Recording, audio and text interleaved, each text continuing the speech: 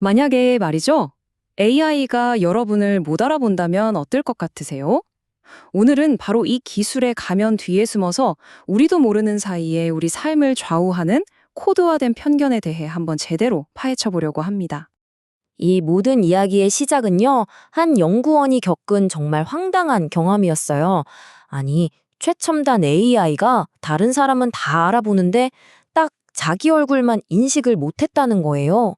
정말 사소해 보이는 이 사건이 어떻게 AI에 대한 우리 전체의 믿음을 흔들게 됐는지 지금부터 한번 따라가 보시죠. 그 주인공은 바로 MIT 미디어랩의 연구원 조이 부올라미니입니다. 이분이 바로 AI의 공정성에 대한 우리의 생각을 완전히 뒤집어 놓게 될 사람이었죠. 조이가 한창 예술 프로젝트를 하고 있었는데요. 뭔가 이상한 점을 발견한 거예요. 안면 인식 카메라가 다른 사람들 얼굴은 다 잘 인식하는데 유독 자기 얼굴, 그러니까 흑인 여성인 자기 얼굴 앞에서는 그냥 먹통이더라는 거죠. 처음엔 그냥 기계가 고장났나 싶었는데 몇 번을 다시 해봐도 결과는 똑같았어요. 그런데 진짜 놀라운 일이 벌어져요. 혹시나 해서 하얀 가면을 얼굴에 썼더니 글쎄 AI가 그제서야 그녀를 인식하는 겁니다. 이건 그냥 단순한 기술적인 오류가 아니었죠. AI가 애초에 특정 인종의 얼굴만 알아보도록 그렇게 훈련되었다는 아주 명백한 증거였으니까요. 그래서 조이는 본격적으로 파고들기 시작합니다. 대체 이 AI는 왜 나를 알아보지 못하는 걸까? 하고요. 그리고 그 과정에서 인공지능이라는 기술의 가장 깊은 곳에 숨겨져 있던 아주 거대하고 어두운 비밀과 마주하게 되죠. 그녀가 마주할 문제의 정체? 그게 바로 알고리즘 편향이라는 거였어요. 이게 뭐냐면 말 그대로 AI가 사람처럼 편견을 갖는 거예요. 특정 집단은 좋아하고 또 다른 집단은 차별하는 그런 현상을 말하는 거죠. 그럼 이런 편향은 대체 왜 생기는 걸까요? 근본적인 원인은 바로 데이터에 있었습니다. 대부분의 AI 시스템이 학습한 데이터가 거의 다 백인 남성 위주로 구성되어 있었던 거예요. 생각해 보세요. AI는 우리가 주는 데이터를 먹고 자라는데 맨날 편식만 시킨 거나 다름없었던 거죠. 이게 그냥 컴퓨터 화면 속에서만 일어나는 문제가 아니에요. 이 편향된 AI 때문에 어떤 사람은 채용 기회를 박탈당하고 누구는 대출 신청해서 거절당하고 심지어는 범죄자가 될 확률을 멋대로 예측당하기까지 합니다. 기술이 현실의 불평등을 오히려 더 심화시키는 정말 신박한 상황인 거죠. 아주 대표적인 사례가 하나 있습니다. 바로 세계적인 기업 아마존의 이야기인데요. 여기서 채용 과정을 좀 더 효율적으로 만들려고 AI를 개발했어요. 근데 이 AI한테 뭘 학습시켰냐면 지난 10년간의 채용 데이터를 그대로 준 거죠. 그랬더니 AI가 뭘 배웠을까요?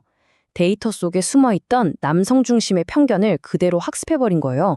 그래서 여성 체스 클럽처럼 이력서에 여성이란 단어만 들어가도 그냥 탈락시켜버리는 황당한 일이 벌어졌고 결국 이 프로젝트는 통째로 폐기될 수밖에 없었습니다.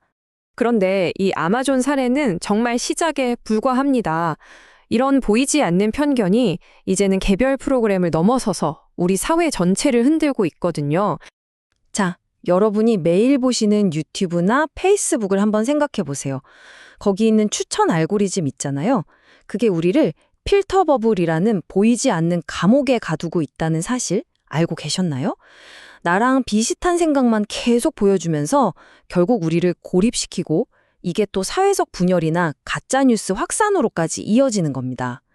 실제로 페이스북에서 이걸 증명하는 사회 실험을 한 적이 있어요. 그냥 친구들이 투표했다는 정보만 살짝 보여줬을 뿐인데 무려 30만 명이 넘는 사람들의 실제 투표 행동에 영향을 미쳤다는 결과가 나왔습니다.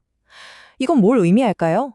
우리가 그 속을 알 수 없는 이 알고리즘이 우리의 아주 중요한 정치적 결정까지도 좌우할 수 있다는 무서운 경고인 거죠. 아마 이 분야에서 가장 유명한 실패 사례가 아닐까 싶은데요. 바로 마이크로소프트의 AI 챗봇 테이입니다. 이 챗봇이 온라인에 공개되고 딱 16시간 만에 온갖 혐오 발언을 학습해서 완전 인종차별주의자로 변해버렸어요. AI가 얼마나 빠르고 쉽게 나쁜 데이터에 오염될 수 있는지를 정말 적나라하게 보여준 충격적인 사건이었죠. 자, 이렇게 AI가 만들어내는 위협이 점점 커지는 걸 보면서 조이 부얼라 미니는 더 이상 실험실에만 머물러 있을 수 없다고 결심합니다. 자신의 연구를 세상 밖으로 가져가서 직접 행동에 나서기로 한 거죠. 그래서 그녀가 설립한 단체가 바로 알고리즘 정의 연맹 AJL입니다. 말 그대로 코드 속에 숨어 있는 불평등에 맞서 싸우고 보다 공정하고 책임감 있는 AI를 만들자, 이런 목표를 가진 조직이었어요. 이들의 요구사항은 아주 명확합니다. 먼저, 기업들은 AI가 어떻게 작동하는지 투명하게 공개하라는 겁니다. 그리고 우리 사용자들에게는 AI의 추천을 거부할 수 있는 선택권을 줘야 하고요. 무엇보다 중요한 건 이런 차별적인 기술을 찾아내고 고치려는 노력을 계속해야 한다는 겁니다. 결국 그녀의 이런 활동은 전 세계적인 주목을 받게 됐고, 심지어 코디드 바이어스라는 다큐멘터리로까지 만들어졌습니다. 이걸 계기로 AI의 공정성 문제가 드디어 전 세계적인 화두로 떠오르게 된 거죠. 자, 이렇게 쭉 들어보시면 아시겠지만 조이 부올라미니의 이야기는 단순히 어떤 기술이나 한 연구원의 이야기가 아니에요. 이건 바로 우리 모두의 미래에 관한 이야기입니다. 사실 이 코드 속의 편견이라는 게 기술이 갑자기 만들어낸 새로운 문제가 아니에요. 생각해보면 그건 우리 사회에 이미 존재하고 있던 깊은 차별과 편견을 그저 투명하게 비춰주는 거울일 뿐인 거죠. 그렇기 때문에 이 문제의 해결책은 코드를 짜는 개발자들 손에만 달려있지 않습니다. 법을 만드는 사람, 기술을 사용하는 우리 같은 시민들, 또 새로운 상상력을 불어넣는 예술가들까지 정말 우리 사회 구성원 모두가 다 함께 나서야만 해결의 실마리를 찾을 수 있다는 겁니다. 그럼 구체적으로 우리가 뭘 할 수 있을까요? 먼저 기업들한테는 당신들 AI가 어떻게 돌아가는지 투명하게 공개하라고 계속 요구해야 하고요. 정부에게는 제대로 된 감독과 규제를 만들라고 목소리를 내야 합니다.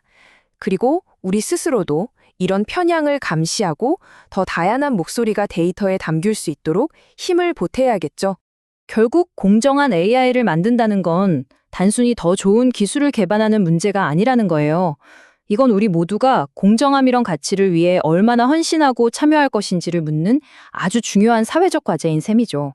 조이 부올라미니는 우리에게 아주 강력한 메시지를 남깁니다. 기술 발전이라는 이름 뒤에 숨은 차별에 맞서 싸우는 건 바로 우리 모두의 책임이라고요.